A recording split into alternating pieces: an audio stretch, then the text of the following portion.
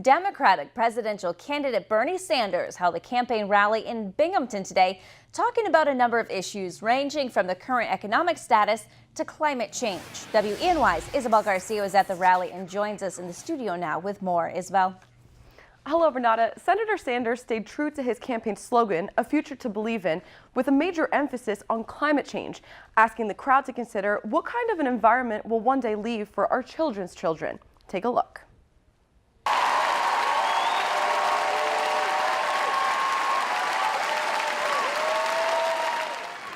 You guys ready for a political revolution? Bernie Sanders addressing a crowd of 5,000 supporters in Binghamton this morning. He discussed issues from criminal justice reform to healthcare accessibility and free college tuition. The crowd most passionately responding to Sanders' dire warning of the need to address climate change. More drought, more floods, more extreme weather disturbances, more rising sea levels, more acidification of the ocean, and it also means more international conflict as people fight over limited natural resources. Climate change is real, and so is global warming. I believe it 100%. I love that Bernie Sanders acknowledges the climate change, acknowledges that there is global warming happening, and that we need to take this to heart. And this is our planet. We live here. We share it together. I think the fracking is huge. The pipeline is huge. We don't need it. We need solar, geothermal. We need people to insulate their homes better, conserve energy. Sanders reminded the crowd of his decision to vote against the Keystone Pipeline project and then turned the attention to the audience themselves. I want to applaud you for standing up to Governor Cuomo and demanding that New York State ban fracking.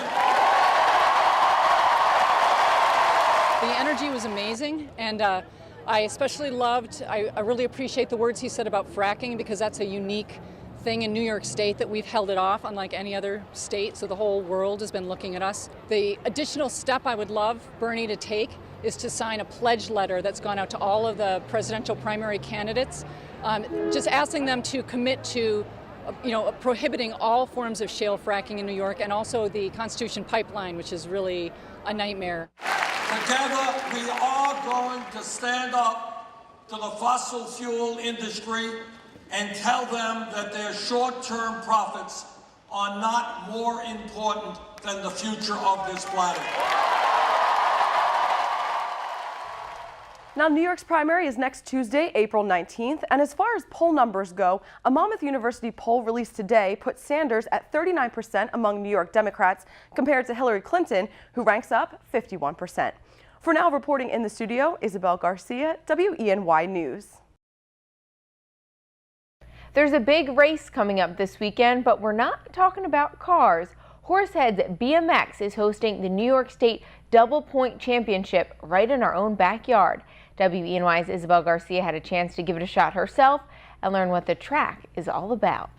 Here at the Horseheads BMX track, your first practice is actually free. You don't even need to have a full season membership to give it a shot.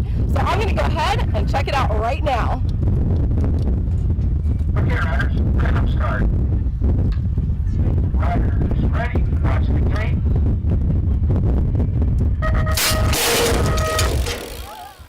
Okay, well, this was definitely my first time on a BMX track, but yes, it was quite fun to say the least.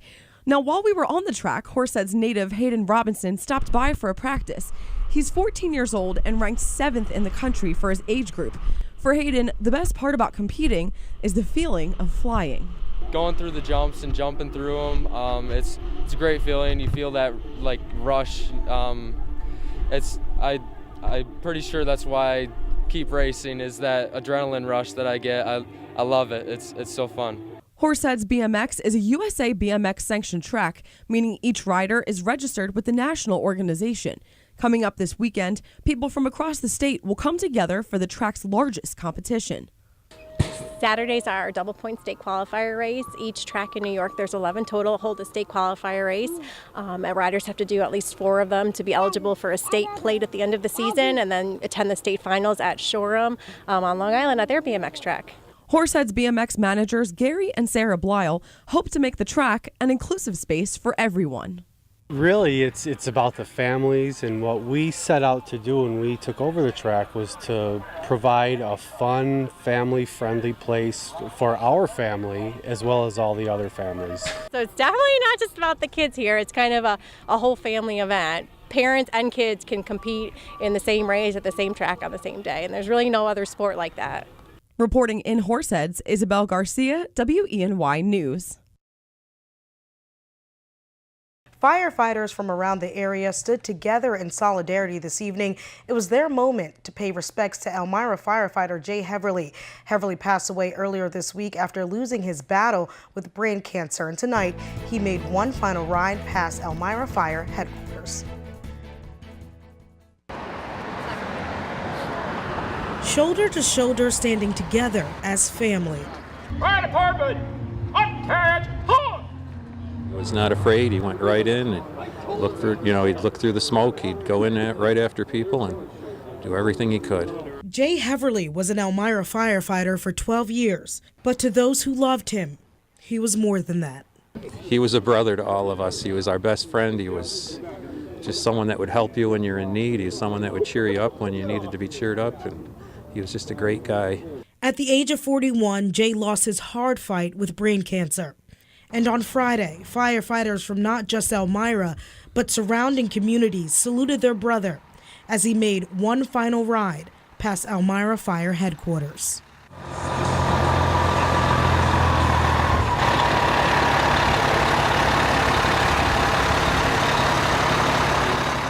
Through the last few months, he showed us what it was like to be brave in the face of the worst adversity, and he never once showed weakness to us. He was just a wonderful guy. Jay is survived by his wife and 2 sons. One local woman in Spencer is giving former racehorses who are finished with their racing careers the opportunity to try something new. WENY's Isabel Garcia had a chance to check out the farm Second Chance Thoroughbreds to learn more about the horses.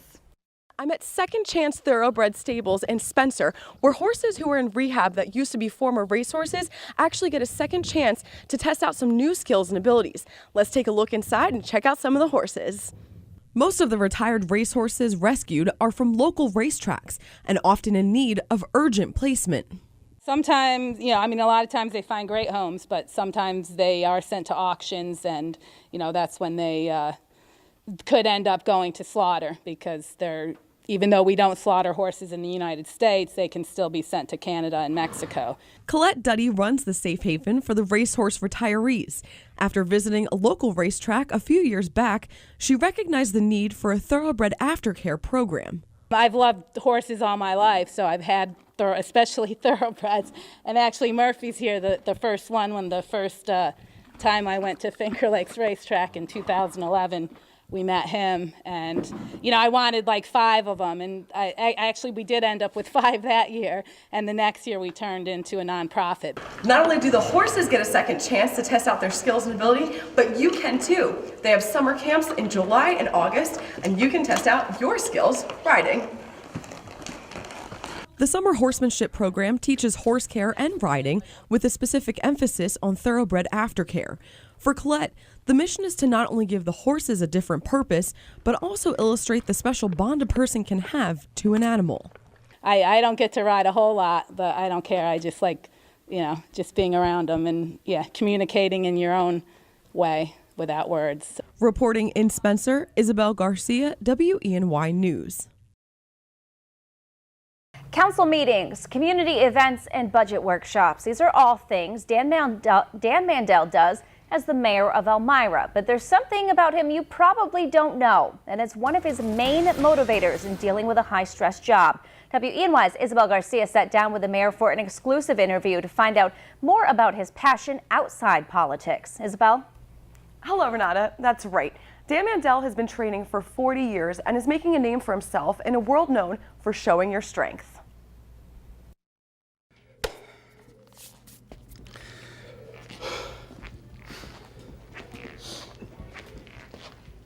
First of all, it's a very humbling sport because you can only do what your body can do, and you see some other people out doing a lot more weight than I'm lifting.